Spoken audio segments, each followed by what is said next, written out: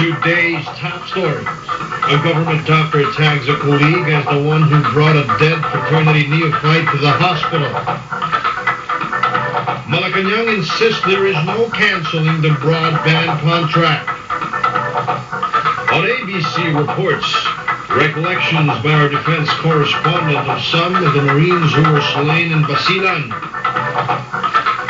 Abroad, famed balloonist Steve Fawcett vanishes in a light plane.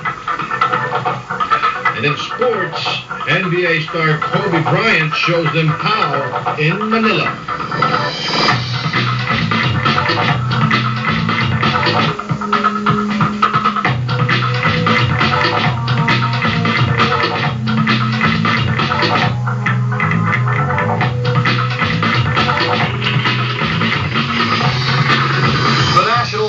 Investigation is nowhere near a solution to the death of UP student Chris Mendez. A doctor at the Veterans Medical Center confirmed one of her colleagues brought the victim to the hospital, but the said physician failed to appear for questioning at the NBI. Jason Torres has that story. Despite a subpoena and an earlier promise, Dr. Francisco Cruz failed to appear before the NBI in connection with the death of UP Sigma Rho neophyte Chris Mendez. Cruz brought Mendez to the Veterans Medical Center on the morning of August 27, where he was declared dead on arrival. The doctor is believed to be the father of a UP Sigma Rho 1 and is said to be a member of the fraternity himself. Cruz's lawyer, attorney Rafi Armovitz, says his client has until Friday to give his side on the alleged fatal hazing incident. Mendez's fellow neophyte Anthony Santos did not show up as well at the NBI. I cannot preempt him, no? You just wait for the statement. It will be there. But VMMC physician Daphne Gascon did confirm that it was Cruz who brought Mendez to the VMMC. Gascon gave her affidavit this morning at the NBI. She explained that she did not sign any death certificate, not because of Cruz's frauding, but because it was not her job to do so. The NBI admits they still have no case against any Sigma Rho 1 who may have been involved in Mendez's death. Ang lahat ay magiging good as haka-haka lang. Dapat meron tayong magandang ebidensya bago tayo magsalita ng pagkakita. The NBI will also summon Sigma Rho Grand Archon Raul Grapilon, fraternity members Reggie Agustin, Crispin Kalimotan, and Ryan Bakay to shed light on the case. Jason Torres, ABC News.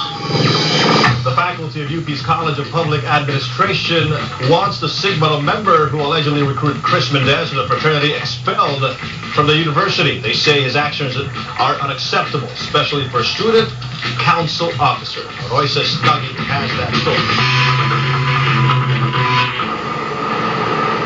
It took the Sigma Rho Council more than a week to break its silence on the death of one of its neophytes, Chris Mendez.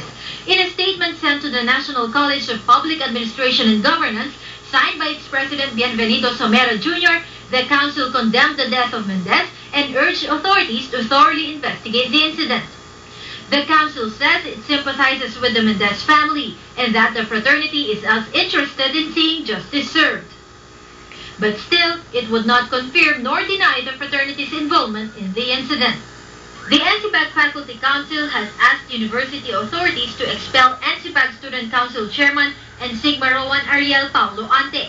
It says Ante's silence and refusal to shed light on the death of Mendez is unacceptable. It was Ante who allegedly recruited Mendez to the fraternity.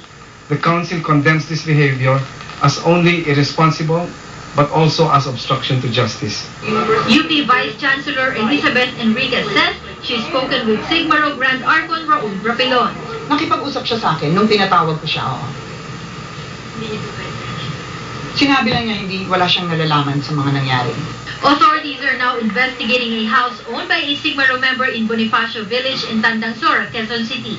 The house is allegedly where Chris Mendez underwent initiation that eventually led to his death. Royce Nagy, ABC News. Long before the July 10 ambush in Albarca, Basilan, in which 10 Marines were beheaded, ABC News had interviewed members of the Marine reconnaissance team that was sent on that mission. In ABC reports, our defense correspondent Enel Kamatbat recalls their life on the field. It was January this year that I got acquainted with a platoon of the Marine Force Reconnaissance Company, or Force Recon. They had just returned from a routine patrol in Panamao, Sulu. They were tired and hungry, but still smiling and in high spirits. Only a few days before, the Force Recon were commended by headquarters for the firefight with the Abu Sayyaf, during which the AFP says its leader Gaddafi Janjalani was killed. The Recon lost 6 men in that encounter. Sergeants Ron Tumakin, Russell Panaga, Emir Sebastian, Private First Class Emilio La Chica, Sonny Grande, Corporal Diego Boncales, and Jason Morata were among those who survived. Marine discipline prohibits enlisted men from giving interviews, but in casual conversations, I saw these tough boys joke around and talk about girls just like ordinary young men that they are. They also agreed to pose with me for a harmless souvenir photo. This was the last picture that they were complete. A few months later, in April, this team from Sulu was deployed to Basilan. 14 Marines were killed in an ambush last July 10 in Ginanta Albarca. 10 of them were beheaded. Panaga and La Chica were among them. The rest of the pictures are too brutal for television. They brought tears to soldiers who saw Panaga and La Chica during their wake at the Marine headquarters in Fort Bonifacio. The next time I met the Recon was in Basilan. Shortly after the beheadings, the Marines were massing out for an offensive. Tumakin, Boncales, and Sebastian, who survived the encounter with Janjalani in Sulu, also survived the ambush that killed 14 Marines. Some were still breathing when the rebels mutilated their bodies. Panaga was the gunner, which made him the moral booster of the troops. As long as the gunner was firing his heavy machine gun, the boys felt safe. That's why the enemy always targets the gunner first. If the Marines are the elite, then the Recon are the elite of the elite.